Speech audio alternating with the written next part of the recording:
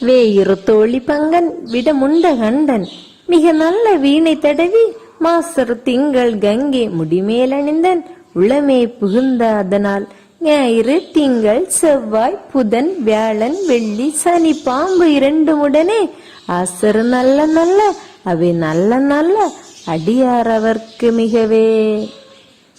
ஆசா ஆன்மீகம் YouTube channel நண்பர்கள் அனைவருக்கும் அன்பார்ந்த வணக்கம்.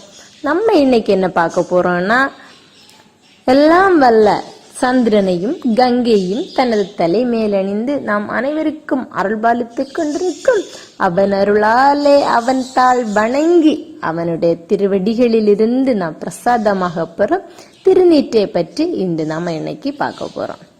திருநீரு பசுவினுடைய சாணத்தை எரித்து அதிலிருந்து கிடைக்கும் பஸ்பம், அதாவது நீற்றினை நாம் திருநீறு என்று நாம் நெற்றி நிறைய பூசிக்கொள்கிறோம்.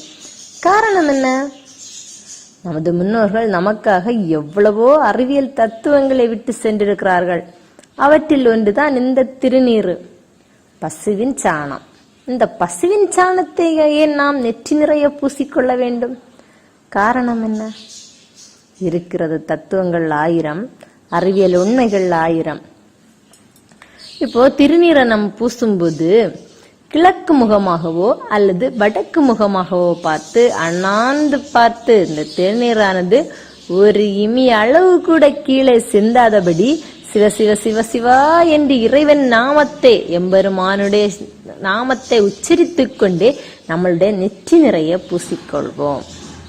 இந்த நெற்றி நிறைய நாம் திருநீற்றினை பூசும்போது தலையில் உண்டாகும் நீர்க்கட்டு, தலைநீர்க்கட்டு என்று சொல்லக்கூடிய தலைநீர்க்கட்டு வராது. சளி பிரச்சனை வரவே வராது. தலைவலி கிட்ட எட்டி கூட பார்க்காது. இந்த நோய்கள் அத்தனையுமே நாம் நெற்றி நிறைய திருநீற்றினை பூசிக்கொள்ளும் போது காணாமல் போகிறது.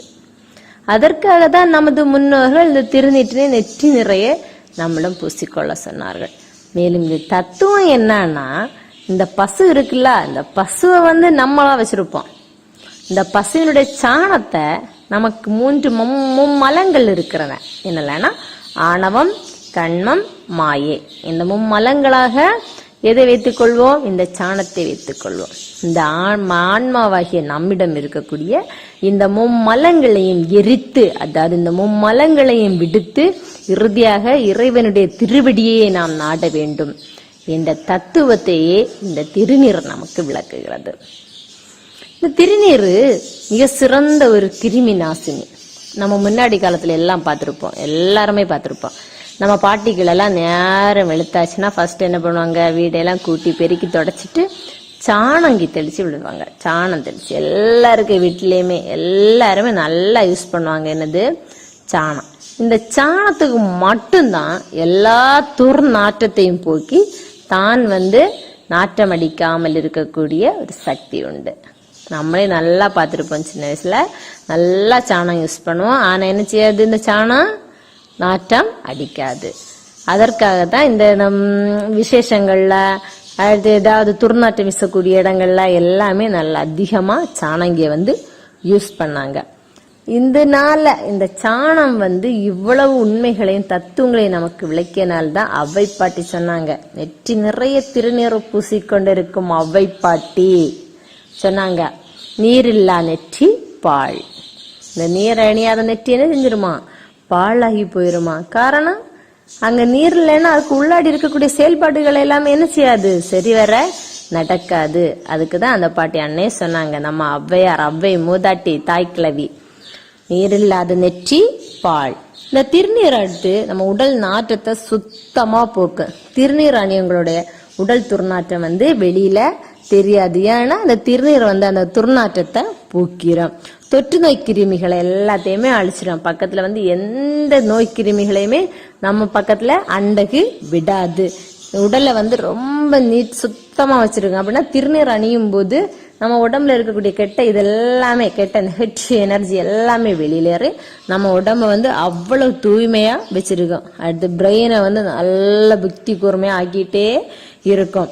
ஞானத்தை ரொம்ப அதிகமா தரும். நமக்கு பிரெயின் புத்தி கூர்மை ஆகும்போது ஞானம், அறிவு ஆட்டோமேட்டிக்கா நமக்கு வந்துடும். பாவத்தை நம்ம செஞ்ச அத்தனை பாவத்தையும் போக்கி இறுதியா நமக்கு என்ன தரும்? பரகதியை தரும். எல்லாம் வல்ல இறைவனை அடையக்கூடிய சக்தியை இந்த திருநீர் நமக்கு தரும். அதுக்குதான் சொன்னாங்க, முக்தி தருவது நீரு, முனிவர் அணிவது நீரு, சத்தியமாவது நீரு, தக்கோர் புகழ்வது நீரு, பக்தி தருவது நீரு, பறவை இனியது நீரு, சித்தி தருவது நீரு, திருவாலவாயின் திருநீரே. அழகா பாடினார் யாரு? நம்ம திருஞான சம்பந்தர். இந்த திருநீற்றை பற்றி மட்டுமே ஏகப்பட்ட பாடல்கள் இந்த திருஞான சம்பந்தர் பாடியிருக்காரு. அவ்வளவு சிறப்புகள் வாய்ந்ததுதான் இந்த திருநீர். இந்த திருநீர் இவ்வளவு அறிவியல் உண்மைகளை தருது. இது சிறந்த கிருமி நாசினி அப்படின்னு எல்லாம் இந்தியன்ஸ் சொன்னது கிடையாது. யாரு சொன்னது? ரஷ்யன்ஸ் கண்டுபிடிச்சு சொல்லியிருக்காங்க.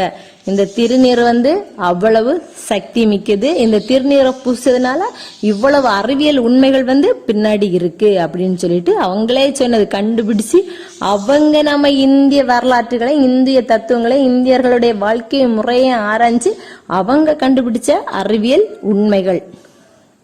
கண்டிப்பா நம்ம எல்லாருமே அதனால செய்யணும். கண்டிப்பா நெற்றி நிறைய திருநீற்றினை பூசணும். கண்டிப்பா எல்லாரும் பூசணும், நெற்றி நிறைய பூசணும் அப்படின்னு அன்போடு கேட்டுட்டு நன்றி, வணக்கம்.